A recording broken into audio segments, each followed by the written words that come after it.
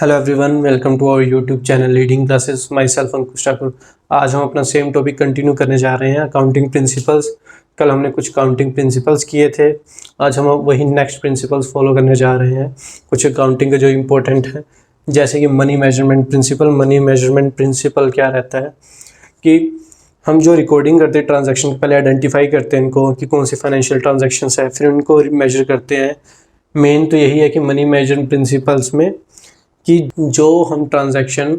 Economically हम major कर सकते हैं या मॉनेटरी टर्म्स में मेजर कर सकते हैं, उसको कन्वर्टेबल है मॉनेटरी टर्म्स में,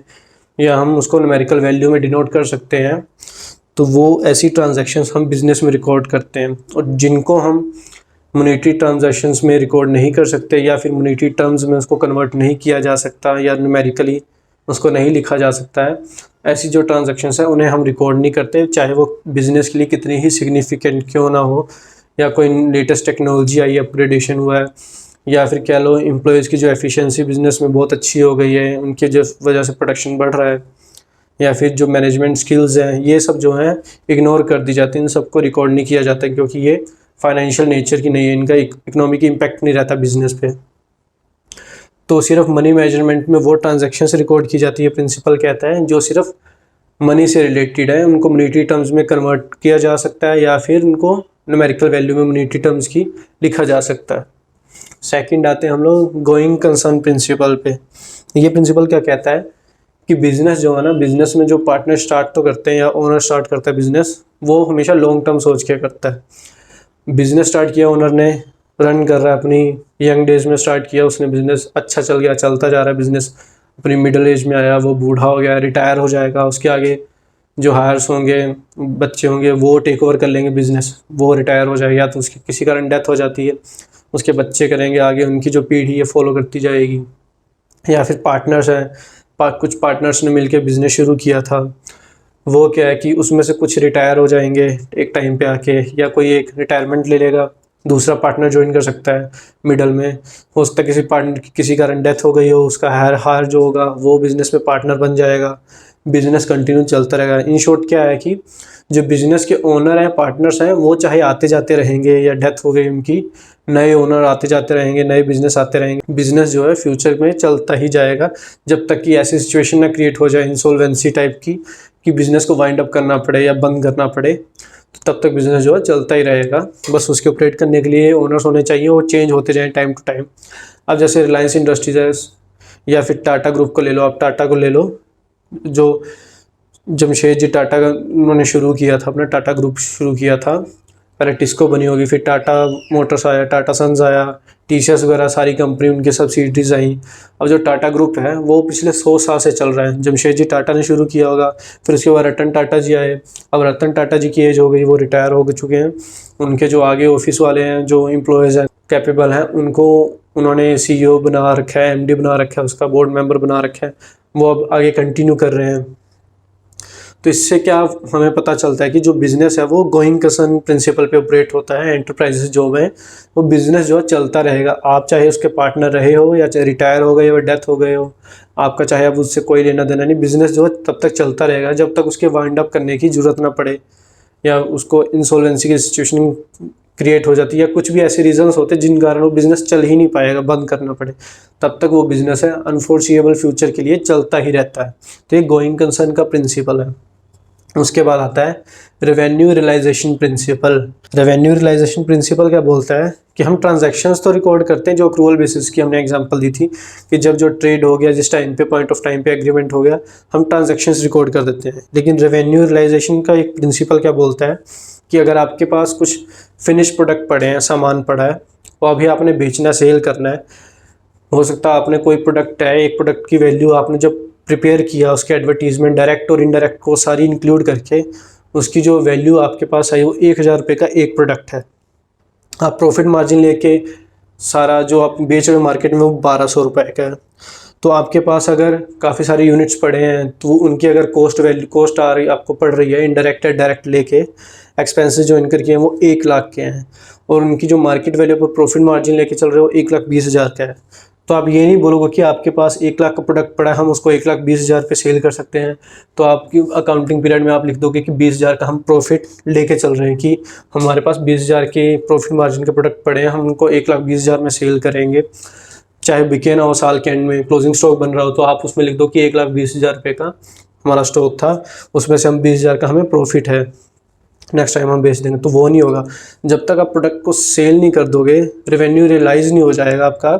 आपके पास पैसे नहीं आ जाएंगे, तब तक आप उसको रेवेन्यू नहीं काउंट करोगे, रेवेन्यू में रियलाइज़ नहीं करोगे। सिर्फ आप ट्रांजैक्शन शो कर दोगे कि हमने इतना सेल किया था प्रोडक्ट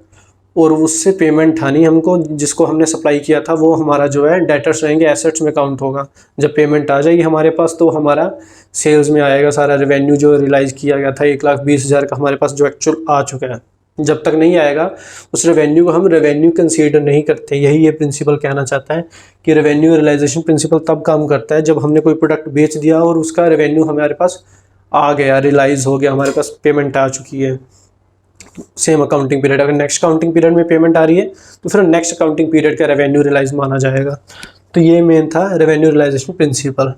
कंजर्वेटिज्म और प्रूडेंस प्रिंसिपल क्या बोलता है कि जो अकाउंटेंट है ना, वो जब सारे रिकॉर्ड्स मेंटेन करता है, वो अकाउंटिंग पीरियड की स्टार्टिंग में ये एंटिसिपेट तो करके चले कि बिजनेस में लॉस भी हो सकता है या एक्सपेंसेस ज़्यादा इनकर हो सकते हैं, लेकिन ये एंटिसिपेट करके ना चले कि बिजनेस को गेन होगा या कोई इनकम होगी या प्रॉफिट होगी। इन शॉर्ट कि अकाउंटिंग प्रिंसिपल ये कहता है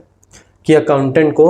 जब तक कोई इनकम हो ना जाए, रिसीव ना हो, एक्चुअल में ट्रांजैक्शन कंप्लीट ना हो जाए, तब तक कोई इनकम के बारे में रिकॉर्ड नहीं रखना चाहिए, ना रिकॉर्ड करना चाहिए, ना उसके बारे में एंटिसिपेट करना चाहिए, मान के चलना चाहिए, एज्यूम करके चलना चाहिए। लेकिन अगर उसको ये लगता है कि आने वाले टाइम में हम ऐसे काम करेंगे तो ऐसे सिचुएशन में हमें लॉस हो सकता है, तो वो उसे पहले ही देख के चले कि हम एंटिसिपेट करके चले कि ये इससे हमें लॉसेस होने वाले हैं, लॉस होंगे, तो वो हम रिकवर कर सकते हैं नहीं कर सकते, उनके रिगार्डिंग जो है प्लानिंग करके चल सकता है। In short conservatism prudence principle यही कहता है कि आप लॉस या एक्सपेंसेस वगैरह एंटिसिपेट करो, लेकिन प्रॉफिट या गेन एंटिसिपेट ना करो जब तक वो एक्चुअल में आपकी इनकम आपको रिसीव ना हो जाए, रियलाइज ना हो जाए। इसमें अगर एग्जांपल दूं तो जैसे आपने कोई प्रोडक्ट वगैरह है,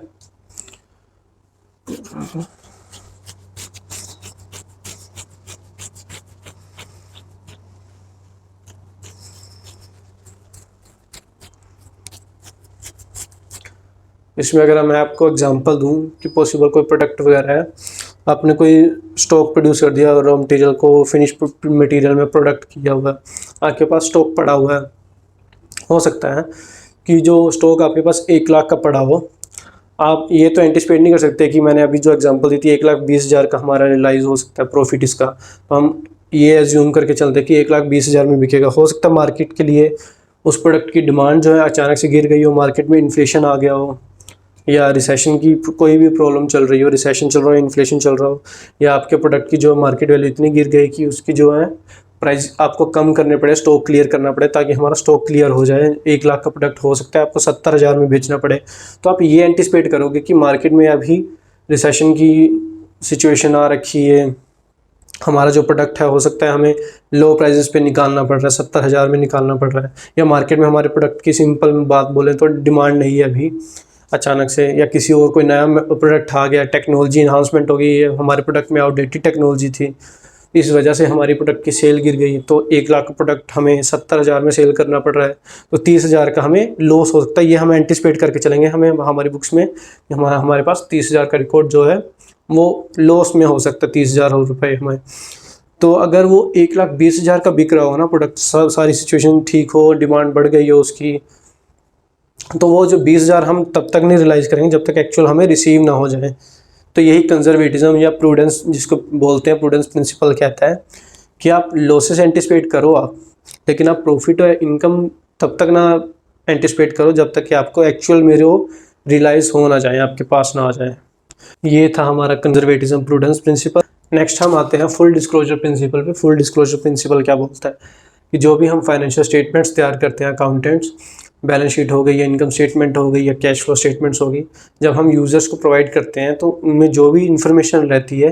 वो सारी ट्रू एंड फेयर हो, एक्यूरेट हो, प्रॉपर, उसमें कुछ मिस रिप्रेजेंटेशन और रिपोर्ट में कि हमने प्रॉफिट जो है ज़्यादा बढ़ा के शो किए हुए हैं एक्सपेंसेस कम दिखाया, रेवेन्यू ज़्यादा कर दिया है। फॉल्स इन्फॉर्मेशन ही प्रेजेंट करनी चाहिए, और छोटे छोटे माइन्यूट इन्फॉर्मेशन अगर वो बिज़नेस को इफ़ेक्ट कर रही है तो वो हमें उसमें शो करनी चाहिए, और ओनर को, जो भी यूज़र्स हैं उसके अकाउंटिंग इन्फॉर्मेशन को, उनको बतानी चाहिए। कुछ हाइड नहीं करना चाहिए। कुछ एक्सपेंसेस अगर हैं हमारे, कुछ लाइबिलिटी अगर बढ़ी है एक अकाउंटिंग पीरियड में, कुछ एसेट्स हैं उनकी वैल्यू अगर डिक्रीज़ हुए, तो ये सारी इन्फॉर्मेशन जो है यूज़र्स तक पहुंचनी चाहिए एज इट इज़। तो ये था हमारा फुल डिस्क्लोजर प्रिंसिपल। कोई भी फैक्ट हमें छुपाना नहीं चाहिए यूज़र से।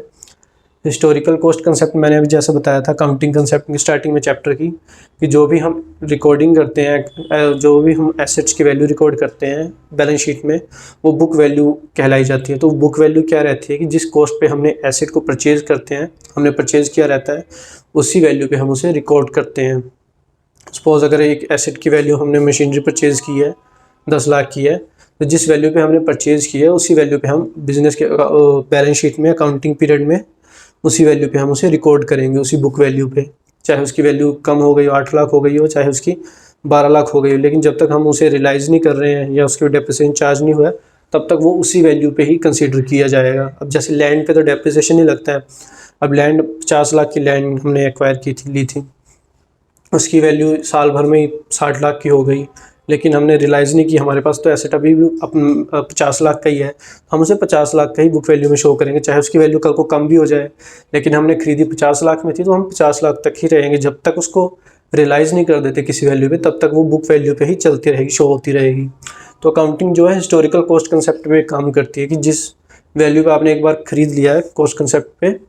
तो वही कॉस्ट जो है book value, as a book value आप रिकॉर्ड करोगे बैलेंस शीट में।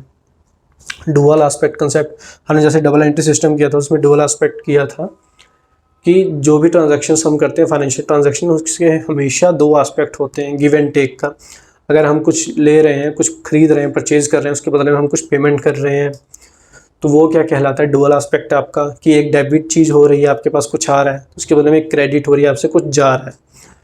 तो वो जो डेबिट और क्रेडिट की जो अमाउंट्स रहती है हमेशा इक्वल होनी चाहिए। जितनी डेबिट की रहेगी ओवरऑल, उतनी क्रेडिट की रहेगी। हो सकता है 2 चीज़ें डेबिट हुई, एक क्रेडिट हुई है, एक से ज़्यादा चीज़ डेबिट हुई है, एक से ज़्यादा चीज़ क्रेडिट हुई है, तो ओवरऑल डेबिट और क्रेडिट की अमाउंट जो है हमेशा इक्वल रहेंगी। तो ये था हमारा डुअल एस्पेक्ट कंसेप्ट। इसी के साथ हम आज का चैप्टर यहीं पे ख़त्म करते हैं, और जो कुछ 3 या 4 टर्म्स रह गई हमारी काउंटिंग प्रिंसिपल्स की, वो हम नेक्स्ट लेक्चर में कवर अप करेंगे। तब तक के लिए आप हमारी वीडियोस देखते रहें, हमारे चैनल को लाइक, शेयर और सब्सक्राइब कीजिए। Thank you.